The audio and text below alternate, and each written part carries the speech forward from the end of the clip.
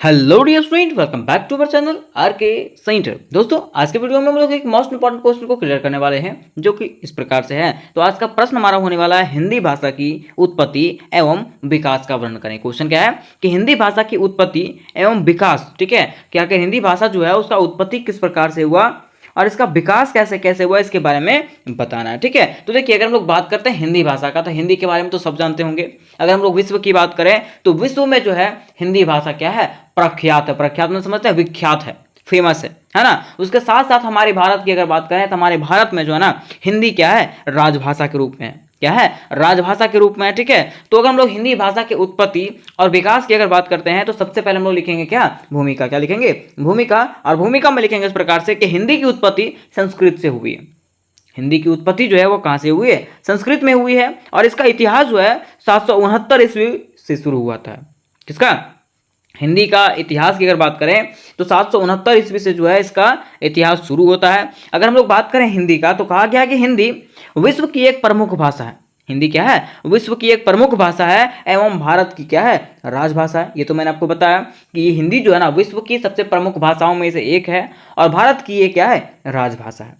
कहा जाता है कि केंद्रीय स्तर पर भारत में दूसरी आधिकारिक भाषा जो है अंग्रेजी है। में हिंदी के बाद अगर भारत में कोई भाषा आता है दूसरा नंबर पे, तो वो कौन है, अंग्रेजी है। कौन है, अंग्रेजी।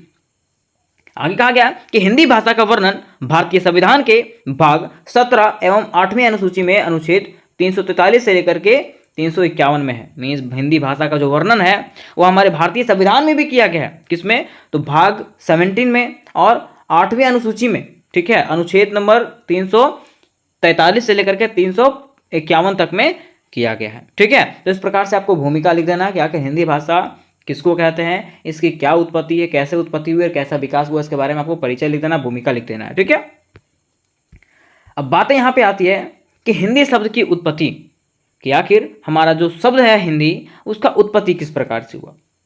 तो लिखना आपको इस प्रकार से है कि हिंदी जो शब्द है वो सिंधु शब्द का प्रतिरूप है।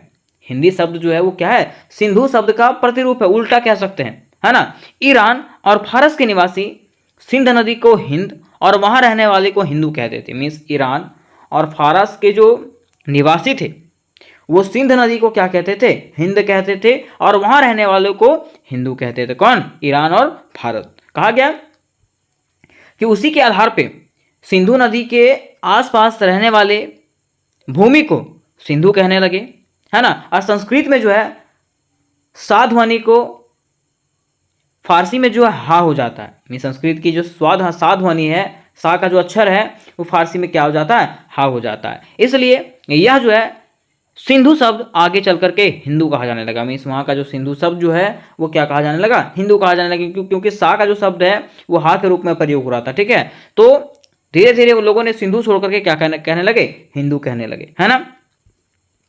अब कहा जाता है कि इस शब्द का विस्तार होता गया और हिंद शब्द भारत का वाचक हो गया। ये शब्द का विस्तार होता गया और हिंद शब्द जो है ना भारत का वाचक हो गया और इनकी भाषा को हिंदी कहा जाने लगा। ठीक है, और इसको और विस्तार होने के बाद ये जो भाषा है उसको क्या कहा जाने लगा, हिंदी कहा जाने लगा। ठीक है, देखिए, कहा गया कि हिंदी भाषा का विकास सौरसैनी और अर्ध मगही अपभ्रंशों से हुआ है।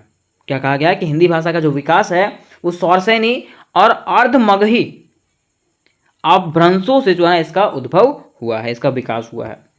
फिर है कि हिंदी भाषा का नाम फारसी शब्द हिंद से लिया गया। हिंदी भाषा का जो नाम है वो फारसी शब्द हिंद से लिया गया है, जिसका मतलब होता है सिंधु नदी की भूमि से जुड़ा हुआ। किससे, सिंधु नदी के भूमि से जुड़ा हुआ। ठीक है, क्योंकि सिंधु को फारसी में सा का जो है हा कहा जाता था, है ना। तो सिंधु से ही यहाँ पर हमारा हिंदू आ गया और हिंदी आ गया था। ठीक है, आगे कहा गया हिंदी भाषा के विकास में लल्लू जी लाल, सदासुख लाल, सदल मिश्रा, इंसा अला खान जैसे लोगों का योगदान रहा है। किसके विकास में, तो हिंदी भाषा के विकास में। ठीक है, आगे कहा गया कि हिंदी भाषा के विकास में भारतेंदु और महावीर प्रसाद द्विवेदी जैसे साहित्यकारों का भी अहम योगदान रहा। अगर हम लोग हिंदी भाषा के विकास की बात करते हैं दोस्तों, तो हिंदी भाषा के विकास में भारतेंदु जी और महावीर प्रसाद द्विवेदी जैसे साहित्यकारों का अहम योगदान रहा है, अहम भूमिका उन्होंने निभाया है हिंदी भाषा के विकास में।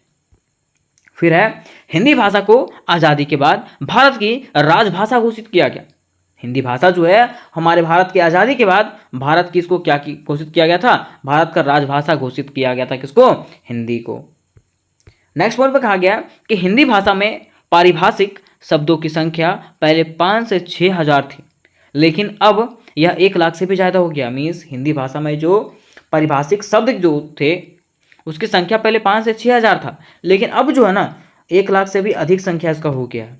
ठीक है, आगे कहा गया कि हिंदी भाषा में नए शब्दों का जुड़ना और अनेक प्रभावों को अपनाना और इसकी भी समृद्धि बना रहा है। मीन्स हमारे हिंदी भाषा में क्या हो रहा है, नए नए शब्द जुड़ रहे हैं। ठीक है, और उसका नए नए शब्दों का अनेक प्रकार के प्रभाव है, अलग अलग प्रभाव पड़ते हैं, और यही इसको क्या बना रहा है, समृद्ध बना रहा है, फेमस बना रहा है।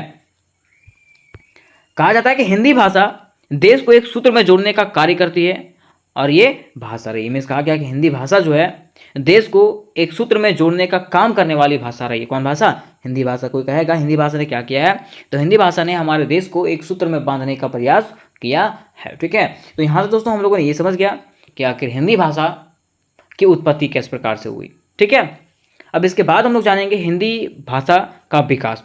लेकिन उसके पहले मैं आपको बता देना चाहता हूँ कि अगर आप लोग जीई इलेक्टिव हिंदी की तैयारी कर रहे हो और सेमेस्टर 1 की तैयारी कर रहे हो, तो इससे रिलेटेड जितने भी आपके क्वेश्चन होने वाले हैं सारे के सारे प्रश्न आपको इस चैनल पर मिलने वाले हैं।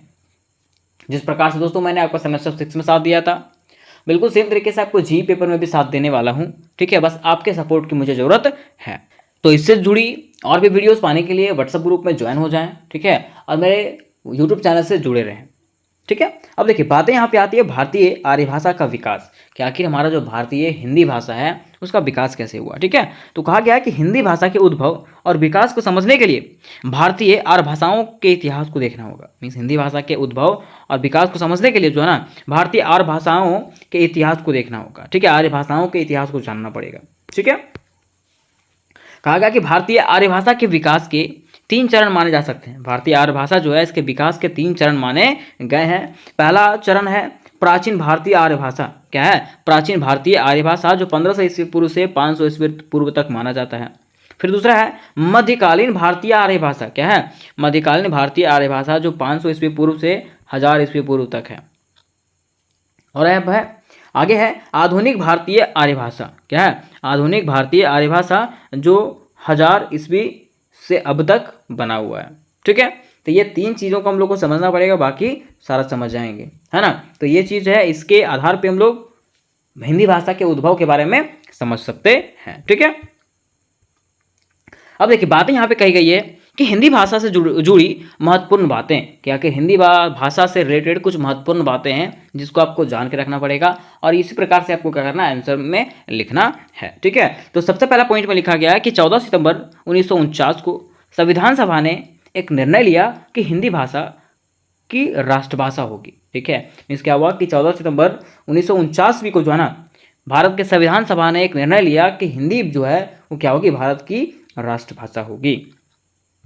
और क्या हुआ कि 14 सितंबर को हिंदी दिवस और 10 जनवरी को विश्व हिंदी दिवस मनाया जाता है। इसी के तौर पे जो है 14 सितंबर को दोस्तों क्या मनाया जाता है, हिंदी दिवस मनाया जाता है, और 10 जनवरी को जो है विश्व हिंदी दिवस मनाया जाता है। ठीक है, कहा गया कि हिंदी भाषा को अनुच्छेद 343 के अंतर्गत देवनागरी लिपि में 1950 में राष्ट्रभाषा का दर्जा दिया गया था। मीन्स हिंदी भाषा को जो है अनुच्छेद 343 के अंतर्गत देवनागरी लिपि में जो है 1950 में इसको राष्ट्रभाषा का दर्जा दिया गया था। आगे कहा गया कि भारत में सबसे ज़्यादा बोली जाने वाली भाषा हिंदी है। अगर हमारे भारत की बात करते हैं दोस्तों, हमारे भारत में सबसे ज़्यादा जो भाषा बोला जाता है वो क्या बोला जाता है, हिंदी बोला जाता है। और देश के 70% लोग हिंदी बोलते हैं, बस समझते हैं। और हमारे भारत देश के अगर 70% लोगों की बात करें तो वो हिंदी बोलते हैं और हिंदी ही समझते हैं। ठीक है,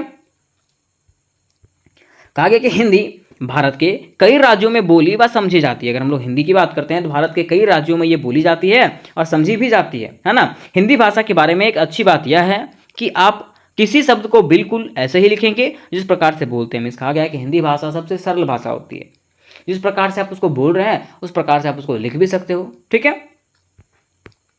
फिर कहा गया कि देश में हर 5 में से 1 व्यक्ति इंटरनेट को हिंदी में चलाना पसंद करता है। ठीक है, देश के ऐसे कुछ लोग भी जो है जो फोन वगैरह को हिंदी में चलाना पसंद करते हैं, इंग्लिश में नहीं। फिर कहा गया है कि हिंदी जो है मूलतः फारसी भाषा का शब्द है। हिंदी किसका शब्द है? फारसी भाषा का शब्द है। कहा गया कि हिंदी के देवनागरी लिपि में कुल 52 वर्ण होते हैं। अगर हम लोग हिंदी की बात करते हैं तो हिंदी के देवनागरी लिपि में कुल कितने वर्ण होते हैं? 52 वर्ण होते हैं। और हिंदी की पहली कविता जो है वो प्रख्यात कवि अमीर खुसरो ने लिखा था। किसने लिखा था? कवि अमीर खुसरो ने लिखा था। कहा जाता है कि हिंदी भाषा के इतिहास साहित्य की रचना ग्रासिनद तैसी फ्रांसीसी लेखक ने किया था। हिंदी भाषा की इतिहास साहित्य की रचना जो किसने किया था? ग्रासिंद तैसी फ्रांसीसी लेखक ने किया था। ये थोड़ा सा जो होता है ना एक्सटर्नल पार्ट इसका, ठीक है। तो एक्सटर्नल जानकारियां हैं जो आपको एग्जामिनेशन के लिए जरूरी होंगी। फिर कहा गया कि हिंदी को सबसे ज़्यादा नुकसान पहुंचाने वाले हिंदी अखबार है जो जानबूझकर अन्य भाषा लाता है, ठीक है। मीन्स कहा गया हिंदी को जो नुकसान पहुंचाता है वो कौन पहुंचाता है? हिंदी का अखबार जो जानबूझकर क्या करता है तो अन्य भाषाओं को ये लाता है, ठीक है। उसके बाद कहा गया कि अवधी, ब्रज, कन्नौजी, बुंदेली, बघेली, भोजपुरी, हरियाणवी, राजस्थानी, छत्तीसगढ़ी, मालवी, झारखंडी, कुमाऊनी, मगवी आदि हिंदी की जो है ना प्रमुख बोलियां हैं। ये सब जो बोली है वो हिंदी की प्रमुख बोलियां हैं, है ना। और फिर कहा गया कि नमस्ते शब्द हिंदी भाषा में सबसे ज़्यादा प्रयोग किया जाने वाला शब्द है। नमस्ते जो है ना हिंदी भाषा में सबसे ज़्यादा प्रयोग किया जाने वाला क्या है? शब्द है। और कहा जाता है कि सन 2000 ईस्वी में हिंदी का पहला वेब पोर्टल अस्तित्व में आया था। तभी से इंटरनेट पर जो है हिंदी छाप छोड़ी जाने लगी थी। फिर आगे है कि हिंदी भाषा का इतिहास जो है लगभग 1000 वर्ष पुराना माना जाता है। हिंदी भाषा का इतिहास जो है लगभग 1000 वर्ष पुराना माना जाता है। और हिंदी का पहला उपन्यास जो आया था वो परीक्षा गुरु है। क्या है? परीक्षा गुरु है, जिसे लाला श्रीनिवास दास ने लिखा था। कोई पूछेगा हिंदी का पहला उपन्यास जो है वो कौन सा है? परीक्षा गुरु है, जिसको किसने लिखा था? लाला श्रीनिवास दास ने लिखा था, ठीक है। कहा जाता है कि गोपाल चंद्र का नहुस हिंदी का पहला मौलिक घटना है। गोपाल चंद्र का जो नहुस जो है वो हिंदी का पहला मौलिक घटना था। और हिंदी दुनिया में सर्वाधिक तीव्रता से प्रसारित होने वाली भाषा। अगर हम लोग हिंदी की बात करें तो हिंदी जो है ना दुनिया का एकमात्र ऐसा भाषा है जो सबसे तेजी से क्या हुआ है? फैला है, ठीक है। तो उम्मीद करते दोस्तों कि ये क्वेश्चन आपको समझ में आ गया होगा। रिसेट जितने भी क्वेश्चन है सारे के सारे प्रश्न आपको इस चैनल पर मिलने वाले हैं। तो वीडियो को लाइक करें, अपने दोस्तों के साथ शेयर करें। उसके साथ साथ इससे रिलेटेड जितने भी क्वेश्चन है सारे के सारे प्रश्न आपको इस चैनल पर मिल जाएंगे, जिसका लिंक आपको डिस्क्रिप्शन बॉक्स में दिया गया है। तो चैनल को सब्सक्राइब करके भी रख लें। तो मिलता है नेक्स्ट वीडियो में, तब तक के लिए जय हिंद, जय भारत।